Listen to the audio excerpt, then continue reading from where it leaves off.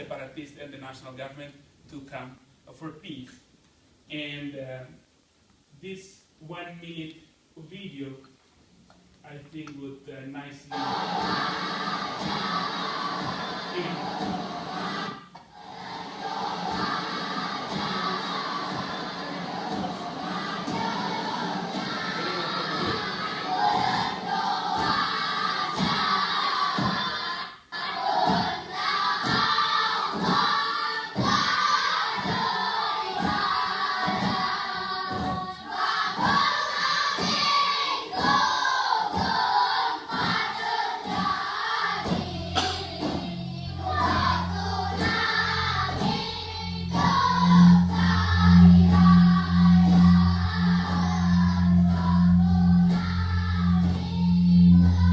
When the tsunami swept over the province of Aceh in northern Indonesia, killing more than 250,000 people, it brought worldwide attention to the area.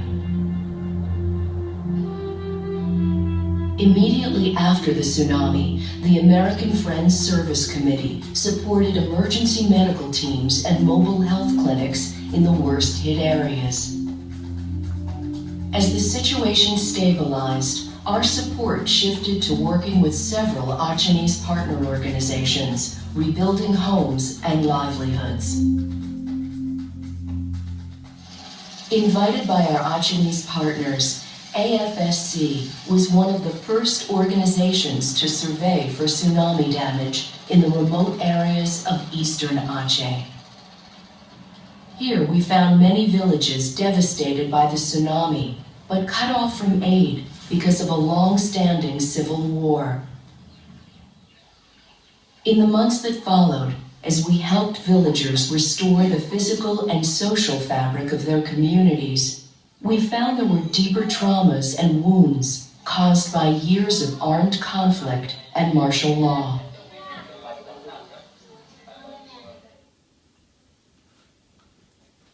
Mata pencariannya hanya semata-mata nelayan. I guess let's keep it there, because on the tsunami part, my colleague Rin will walk us through during her presentations tomorrow. What I'm trying to present here with this video is just to show, let's say, to validate what I mentioned earlier, that Aceh has been really experienced, the devastating effects of the tsunami, but more so on the conflicts that has, affected the province for the past 30 years or so. Now, as we all know, what happened in Aceh is that tsunami brought everybody together. These kind of adversities have to be stopped now to allow some kind of humanitarian intervention to take place. And we have been speaking about the opportunity to change the system for that. If only there exists the state and then the Free Aceh movement, if only we were hoping that the two would then step forward to talk about all the good things, it would never happen. Simply because there was really opportunity and room for civil society, through civil society organizations, do step forward, do step up their advocacy, do represent the voice of the people, that this suffering must end now, and that silly conflict should stop now.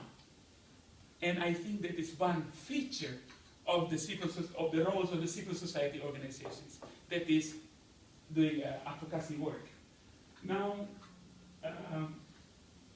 Sesudah itu penghidupannya sangat jauh lebih bagus dari.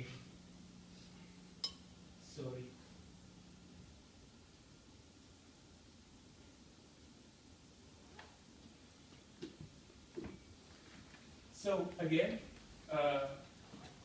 what happened in Aceh as a result of the roles of the civil society, we can see, tsunami created a window of opportunity for peace dialogue in Aceh. And as a result, there was a peace agreement signed on the 15th August 2005. And not only that, a peace agreement is just a piece of paper, basically. And it was between the ministers of Indonesia and then the representative of the Free Aceh movement. this, let's say, out of the state negotiation should in one way or another be transformed into the formal or the legal formal system of the state. And that process went on with the support of the civil society organizations, so that there was a special law on Aceh governance issued on 2006 that transformed this peace agreement into the legal framework within the Indonesia government system, thereby making this peace agreement really be part of the state system, be part of all the working system in Indonesia, that we cannot, until today, look down into it. That we have to just accept that. Now, the key features of this special law, Aceh has now got a distinct political system. There was never before that Indonesia has this system of a local political party. But because of this agreement and then turned into law, there is this possibility. Aceh manages its own affairs, except those 6 other affairs that are managed by the local government, finance, security, international affairs, and so on. But I should say that there are still some challenges remain that oblige us Indonesians, and more specifically the civil society, to stand there to make sure that this peace process would then at the end arrive to something. The challenges is the truth and reconciliation. There were lots of human rights abuse, victims of the conflicts, etc., that their rights are not necessarily addressed through although the political system is already there. That is another reason for CSOs to stay engaged in the front line, making sure that these issues is properly resolved or addressed. The second one is the reintegration of ex-combatants. You know, those people who have been living for tens of years in the bush, and today say, okay, they cannot just apply for any kind of job because they just know to carry arms and just fight. And then, of course, the strengthening of the social cohesion. Normally, in a conflict situation, friends can become enemies, even family members can become enemies, and it is not easy by a simple peace agreement that people will go together again. There has to be some kind of work done to enhance the social cohesion, and that is the room where civil society organizations can play. The state cannot do that because it was parties to conflict. The market cannot do that because infrastructure is simply not there to allow it, you know, for some kind, creating for some kind of incentives. Civil society organizations should do that. Hence, these are some of the roles that the civil society organizations can play and have played. Advocacy, making sure that they become the voice of the voiceless. Service delivery, making sure that the direct grants to communities in terms of service delivery can be done because, you know, they are there during the conflict time, they are there during the tsunami time, so they do have the local access for this service delivery.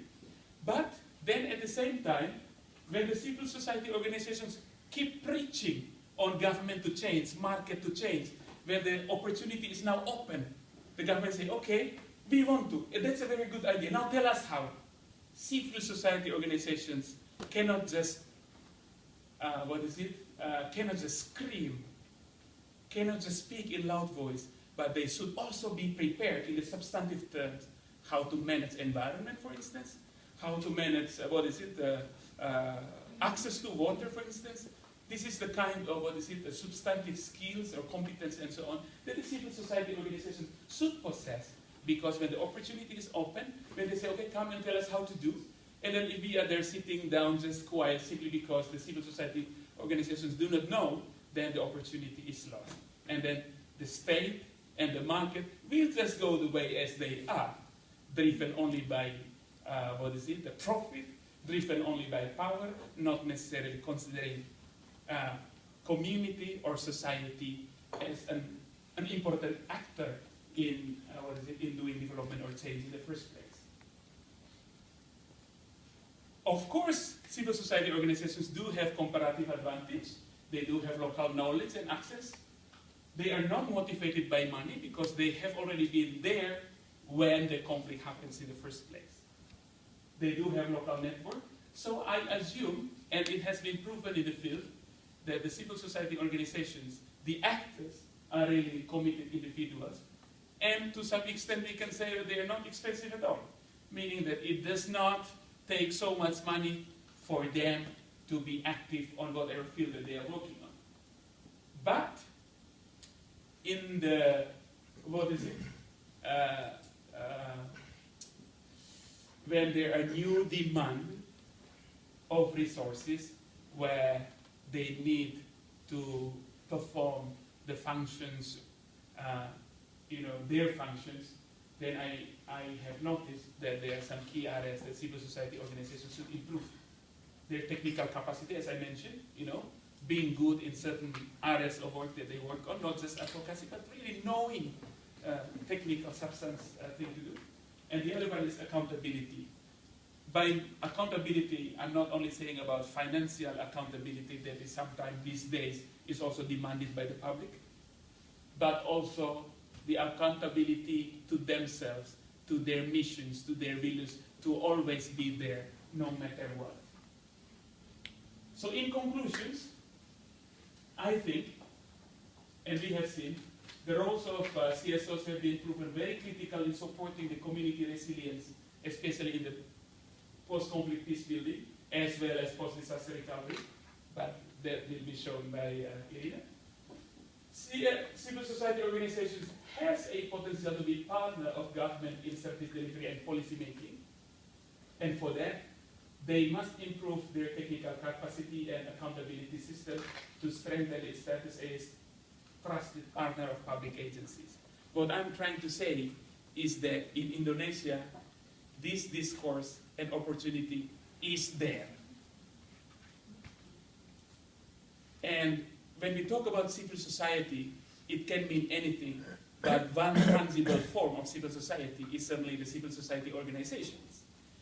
This also provides the opportunity for us between the Indonesians and then colleagues here from the Netherlands, to share about what possible avenues that we can foster so that the civil society organizations, either in Indonesia or here in the Netherlands, can be further pushed to play their roles in the front lines, either of service delivery, advocacy, and others, so that we do not let all this discourse of change to be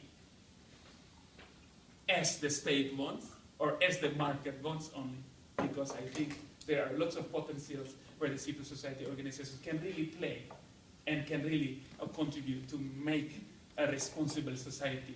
But for that, all these critical questions will now be discussed by my colleague Anne-Marie. Thank you very much.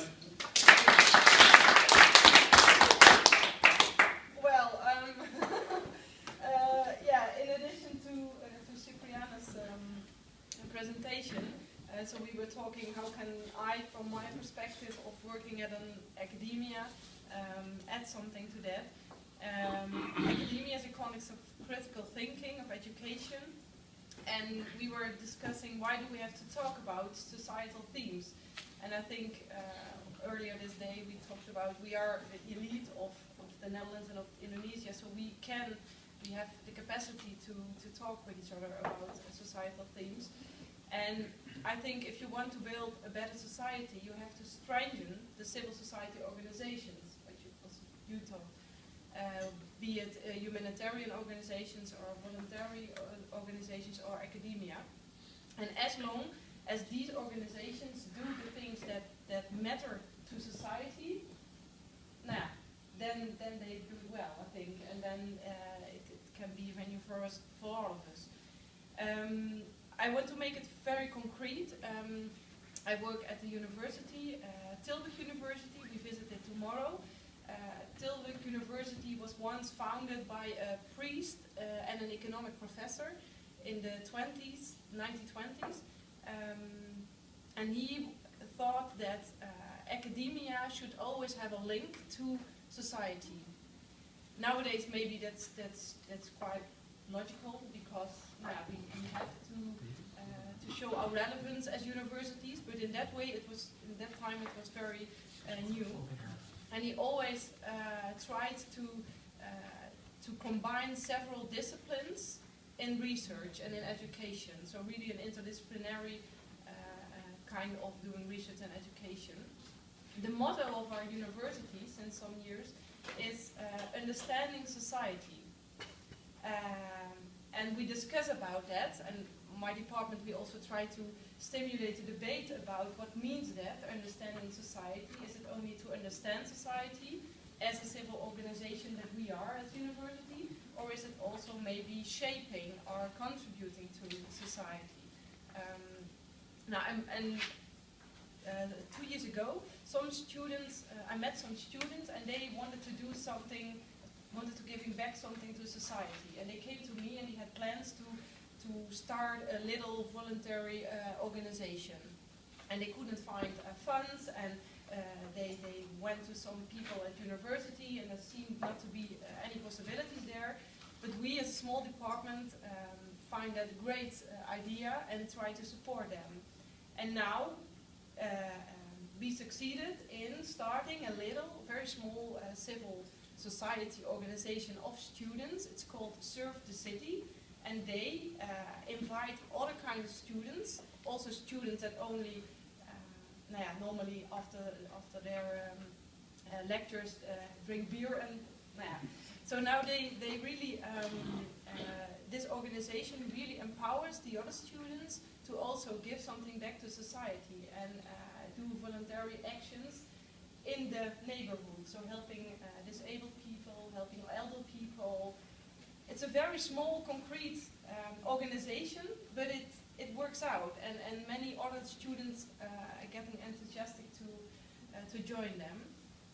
So it's in fact, it seemed not to be possible, and then we thought we just do it, and we go for it, and then in that little community, we succeeded in changing something, maybe very small, but we succeeded in that. And then we were talking about more existential questions, because when I prepared this seminar, I was also thinking about leadership and thinking about how Frans Seda also was a leader and inspired other people, and how did he do that? He did it by his deeds and by his way of living and by his by the person he was. So I got inspired by that, and it connected me to the idea of social structure of core in his article.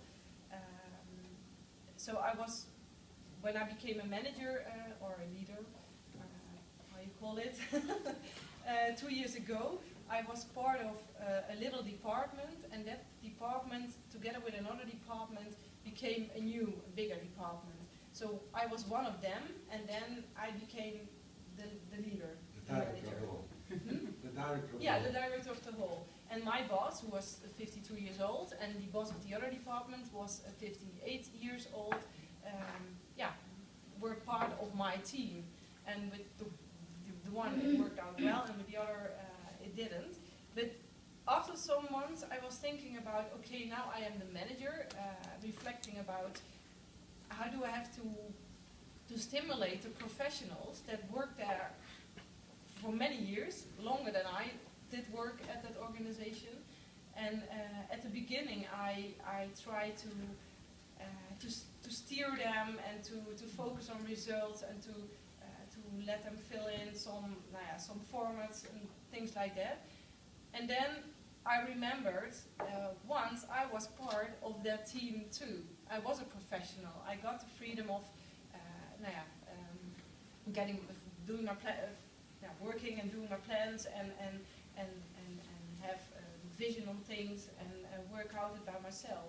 So it was a transformation in me. Being a leader is just giving space to my professionals, inspire them in a way, instead of really steering and focusing only on the results. So it was a balancing act. And leadership for me is also about personal leadership. So I ask myself, what do I believe in, and what do I care for? Because I am in the position of a leader, and it's different than I'm just part of the team. So I have to take a responsibility. So also the personal leadership is my purpose and what is the purpose of my team. When I read Core's article, I remembered a video I want to show you of Simon Sinek. Maybe you've heard of him, with the theory of the golden circle, and he shows us why some organizations and some leaders succeed in inspiring other people, and that is not by their marketing words or stories. It is just because they share with us what they believe in. And when I saw the video some years ago, I thought maybe it is we have the vocation to share with others what we believe in and to talk about that. Yeah, I just saw the video and then it speaks for itself. So I hope it can inspire you a little bit.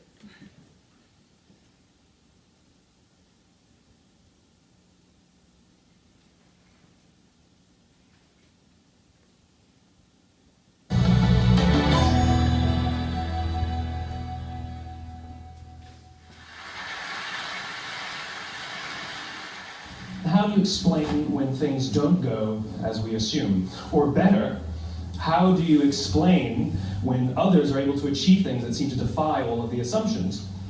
For example, why is Apple so innovative?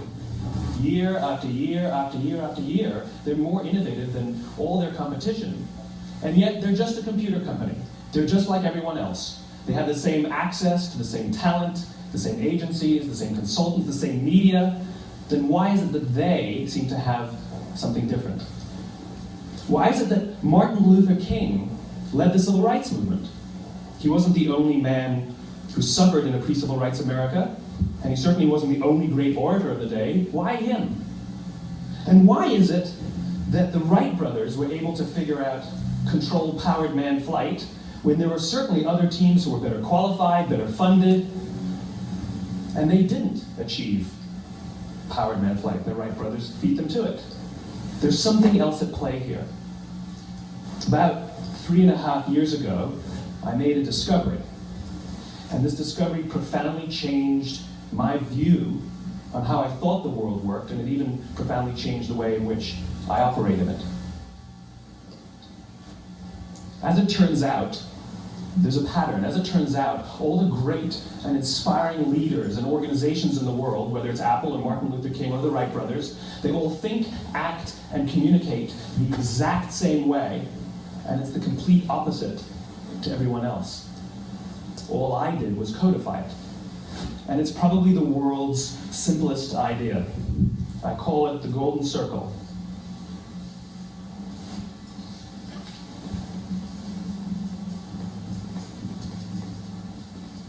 Why, how, what? This little idea explains why some organizations and some leaders are able to inspire where others aren't. Let me define the terms really quickly. Every single person, every single organization on the planet knows what they do 100%. Some know how they do it, whether you call it your differentiating value proposition or your proprietary process or your USP. But very, very few people or organizations know why they do what they do. And by why, I don't mean to make a profit. That's a result. It's always a result. By why, I mean what's your purpose? What's your cause? What's your belief? Why does your organization exist? Why do you get out of bed in the morning? And why should anyone care? Well, as a result, the way we think, the way we act, the way we communicate is from the outside in. It's obvious. We go from the clearest thing to the fuzziest thing. But the inspired leaders and the inspired organizations, regardless of their size, regardless of their industry, all think, act, and communicate from the inside out. Let me give you an example. I use Apple because they're easy to understand and everybody gets it. If Apple were like everyone else, a marketing message from them might sound like this. We make great computers. They're beautifully designed, simple to use, and user-friendly. Want to buy one? Meh. And that's how most of us communicate. That's how most marketing is done, that's how most sales is done, and that's how most of us communicate interpersonally. We say what we do, we say how we're different or how we're better, and we expect some sort of behavior, a purchase, a vote, something like that. Here's our new law firm. We have the best lawyers with the biggest clients. We have, we always perform for our clients, do business with us. Here's our new car. It gets great gas mileage. It has, leather seats. Buy our car. But it's uninspiring. Here's how Apple actually communicates. Everything we do, we believe in challenging the status quo. We believe in thinking differently. The way we challenge the status quo is by making our products beautifully designed, simple to use, and user-friendly. We just happen to make great computers. Want to buy one? Totally different, right? You ready to buy a computer from me? All I did was reverse the order of the information. What it proves to us is that people don't buy what you do, people buy why you do it. People don't buy what you do, they buy why you do it. This explains why every single person in this room is perfectly comfortable buying a computer from Apple. But we're also perfectly comfortable buying an MP3 player from Apple, or a phone from Apple, or a DVR from Apple. But as I said before, Apple's just a computer company. There's nothing that distinguishes them structurally from any of their competitors. Their competitors are all equally qualified to make all of these products. In fact, they tried. A few years ago, Gateway came out with flat-screen TVs. They're eminently qualified to make flat-screen TVs. They've been making flat-screen monitors for years. Nobody bought one. And Dell came out with MP3 players and PDAs. And they make great quality products, and they can make perfectly well-designed products, and nobody bought one. In fact, talking about it now, we can't even imagine buying an MP3 player from Dell. Why would you buy an MP3 player from a computer company? But we do it every day. People don't buy what you do, they buy why you do it. The goal is not to do business with everybody who needs what you have. The goal is to do business with people who believe what you believe. Here's the best part. None of what I'm telling you is my opinion. It's all grounded in the tenets of biology, not psychology, biology. If you look at a cross-section of the human brain, looking from the top down, what you see is the human brain is actually broken into three major components that correlate perfectly with the golden circle. Our newest brain, our Homo sapien brain, our neocortex, corresponds with the what level. The neocortex is responsible for all of our rational and analytical thought and language.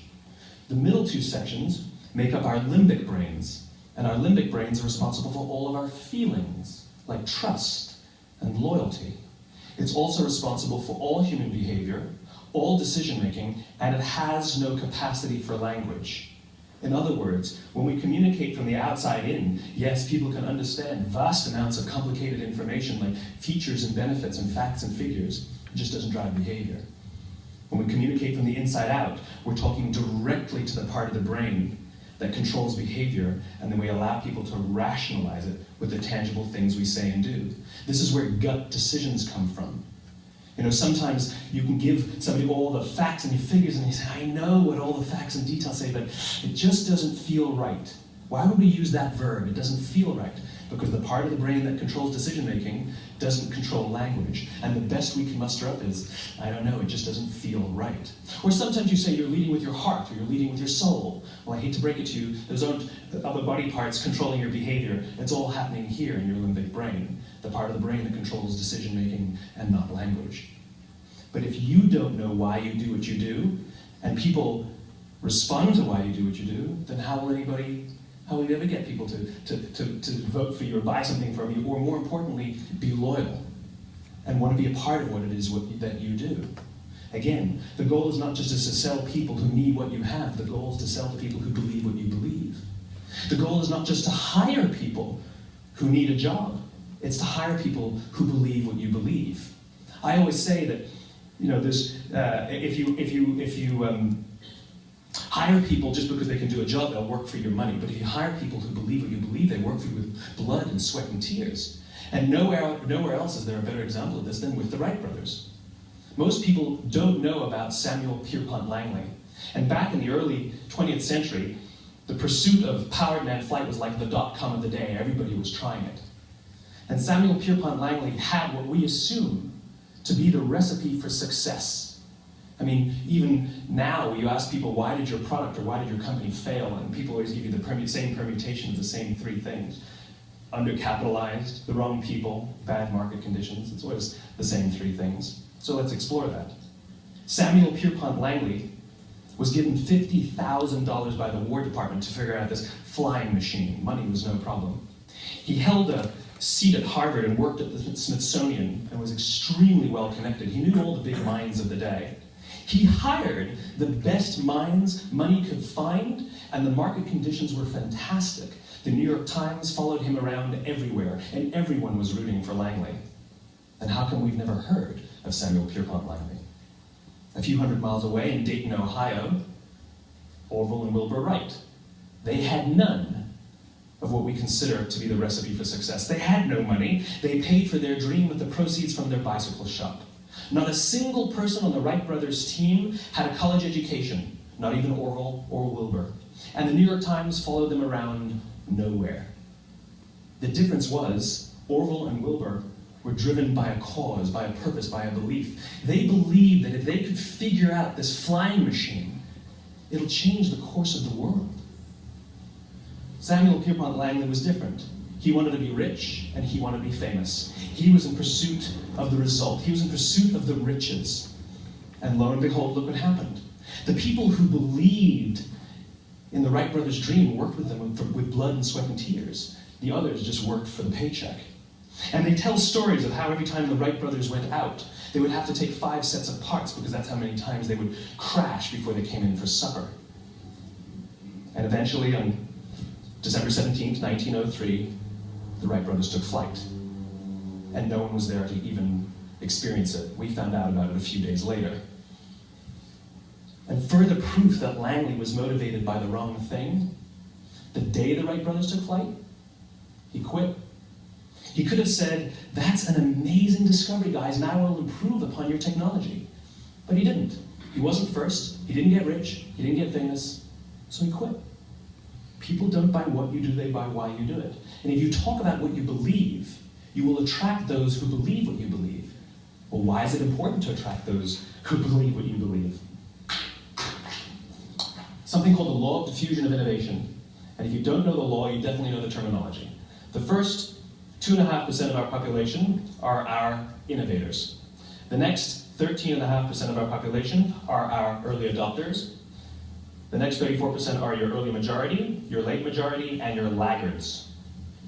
The only reason these people buy touch-tone phones is because you can't buy rotary phones anymore. We all sit at various places at various times on the scale, but what the law of diffusion of innovation tells us is that if you want mass market success or mass market acceptance of an idea, you cannot have it until you achieve this tipping point between 15 and 18% market penetration, and then the system tips. And I love asking businesses, what's your conversion on new business? And they love to tell you, oh, it's about 10%, proudly. Well, you can trip over 10% of the customers. We all have about 10% who just get it. That's how we describe them, right? That's like that gut feeling, oh, they just get it. The problem is, how do you find the ones that just get it before you're doing business with them versus the ones who don't get it? So it's this here, this little gap, that you have to close, as Geoffrey Moore calls it, crossing the chasm. Because you see, the early majority will not try something until someone else has tried it first. And these guys, the innovators and the early adopters, they're comfortable making those gut decisions. They're more comfortable making those intuitive decisions that are driven by what they believe about the world, and not just what product is available. These are the people who stood online for 6 hours to buy an iPhone when they first came out, when you could have just walked into the store the next week and bought one off the shelf. These are the people who spent $40,000 on flat screen TVs when they first came out, even though the technology was substandard. And by the way, they didn't do it because the technology was so great. They did it for themselves. It's because they wanted to be first. People don't buy what you do, they buy why you do it. And what you do simply proves what you believe. In fact, people will do the things that prove what they believe. The reason that person bought the iPhone in the first 6 hours, or stood in line for 6 hours, was because of what they believed about the world and how they wanted everybody to see them. They were first. People don't buy what you do, they buy why you do it. So let me give you a famous example, a famous failure and a famous success of the law of diffusion of innovation. First, the famous failure. It's a commercial example. As we said before a second ago, the recipe for success is money and the right people and the right marketing conditions, right? You should have success then. Look at TiVo. From the time TiVo came out about 8 or 9 years ago to this current day, they are the single highest quality product on the market. Hands down, there is no dispute. They were extremely well funded. Market conditions were fantastic. I mean, we use TiVo as a verb. I TiVo stuff on my piece of junk Time Warner DVR all the time.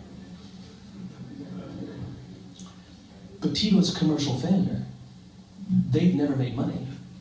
And when they went IPO, their stock was at about $30 or $40 and then plummeted. It's never traded above 10. In fact, I don't think it's even traded above 6, except for a couple of little spikes. Because you see, when TiVo launched their product, they told us all what they had.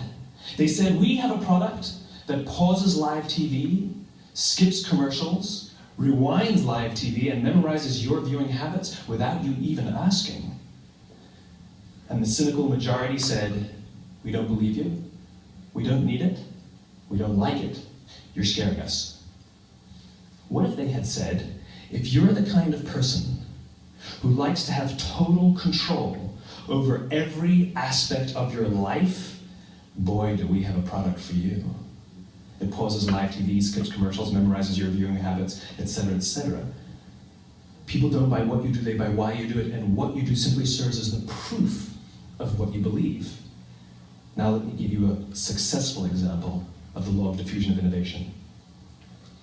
In the summer of 1963, 250,000 people showed up on the Mall in Washington to hear Dr. King speak. They sent out no invitations, and there was no website to check the date. How do you do that? Well, Dr. King wasn't the only man in America who was a great orator. He wasn't the only man in America who suffered in a pre-civil rights America. In fact, some of his ideas were bad, but he had a gift. He didn't go around telling people what needed to change in America. He went around and told people what he believed. I believe, I believe, I believe, he told people. And people who believed what he believed took his cause and they made it their own, and they told people. And some of those people created structures to get the word out to even more people. And lo and behold, 250,000 people showed up on the right day, on the right time, to hear him speak. How many of them showed up for him? 0. They showed up for themselves. It's what they believed about America that got them to travel on a bus for 8 hours to stand in the sun in Washington in the middle of August. It's what they believed, and it wasn't about black versus white. 25% of the audience was white. Dr. King believed that there are 2 types of laws in this world, those that are made by a higher authority and those that are made by man. And not until all the laws that are made by man are consistent with the laws that are made by the higher authority will we live in a just world. It just so happens that the civil rights movement was the perfect thing to help him bring his cause to life. We followed him not for him, but for ourselves. And by the way, he gave the I have a dream speech, not the I have a plan speech. Listen to politicians now with their comprehensive 12-point plans. They're not inspiring anybody. Because there are leaders and there are those who lead. Leaders hold a position of power or authority, but those who lead inspire us. Whether they're individuals or organizations, we follow those who lead, not because we have to, but because we want to. We follow those who lead, not for them, but for ourselves. And it's those who start with why that have the ability to inspire those around them or find others who inspire them. Thank you very much.